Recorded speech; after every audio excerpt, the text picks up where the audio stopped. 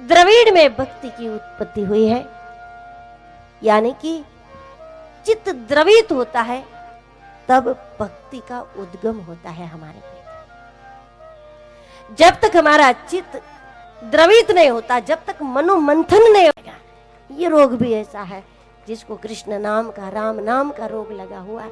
बार बार मिलते रहने से कभी न कभी हम रोगी हो जाते। चित्त द्रवित होता है तब भाव का उदय होता है, और जब पहले नहीं उठता था वो भाव अब शुरू होगा। हमारे भीतर भाव उठने लगे तो क्या करें? कान के द्वारा सत कथाओं का श्रवण कर लेना चाहिए। कोई ना कोई सूत्र आपके कान में अटक जाएगा, उसी को कर्नाटक कहते हैं। कानों में कोई बात रह गई, कोई बात हमारे भीतर अटक गई, तो इसी से भाव की, भगवत भाव की वृद्धि हो जाएगी, भक्ति की वृद्धि हो जाएगी, बढ़ जाएगी वो। और इतनी बढ़ेगी सत्संग से, तो भाव में इतनी वृद्धि हो जाएगी कि आपके चित्त में भाव का प्रवाह आ जाएगा। चित्त महाराष्ट्र है। जब हमारे चित्त में प्रवेश हो जाता है भगवत भाव का, प्रभु प्रेम का, तो ऐसे में तो आपको भीतर से बाहर से दसों दिशा से आनंद का अनुभव होने लगेगा। कभी कभी ऐसा भी होगा कि आपने किसी को कुछ कहा, हो गया, कोई काम आपके हाथ से हुआ, वो काम बहुत सफल हो गया। ऐसे में लोग आपको सिद्ध कहने लगेंगे, लोग आपको संत कहने लगेंगे, लोग आपको पहुंचा हुआ महापुरुष कहने लगेंगे।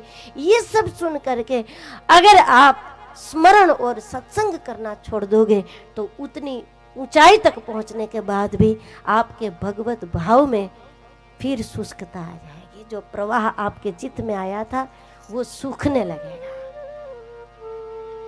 कोई आपको लाख संत कहे, सिद्ध कहे, ठीक है सुन लो, नुकसान तब होगा जब मान लो।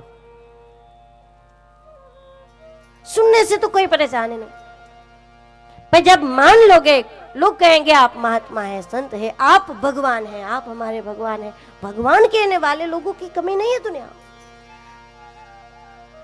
बहुत जल्दी लोग किसी इंसान को भगवान कह देते हैं,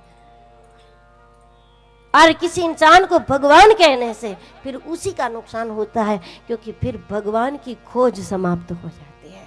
भगवान की प्राप्ति में वो आनंद नहीं है, भगवान की खोज में जो आनंद है, पूरा जीवन उसी की खोज में लगा रहे, वही एक निज आनंद है, वही एक मजा होता है कि पूरा जीवन खोज में ही लगा रहे।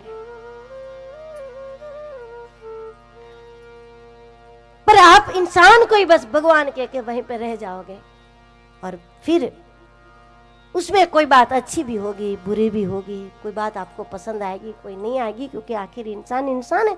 वो भी हर इंसान की तरह हंसता है, रोता है, उठता है, बैठता है, खाता है, पीता है। कहीं ना कहीं आपको लगेगा कि नहीं, भगवान ऐसा नहीं होता, भगवान ऐसा नहीं होता। तो ऐसे में दोनों का नुकसान हो सकता है। अगर मान लिया कि हम भगवान हैं तो भजन छूट जाता है। स्मरण और सत्संग की आवश्यकता सभी को है। शास्त्र, श्रीमद् भागवत और रामचरितमानस तो ये कहता है कि जीवन मुक्त महापुरुषों को भी सत्संग की आवश्यकता होती है। जीवन मुक्त महापुरुषों को भी भगवान के नाम के कीर्तन की आवश्यकता होती है, स्मरण की आवश्यकता। जिसको कुछ भी करना बाकी नहीं है वो भी स्मरण करते रहते हैं। ऐसे पहुंचे हुए महापुरुषों को पूछो क्या कर रहे हैं, बोले राम राम कर रहे हैं। सब कुछ छूट गया तब भी भजन थोड़ी छूटता है।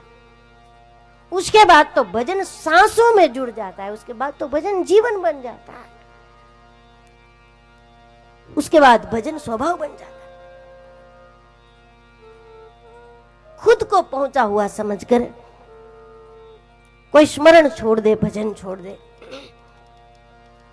तो गुर्जरे जीर्णताम गदा।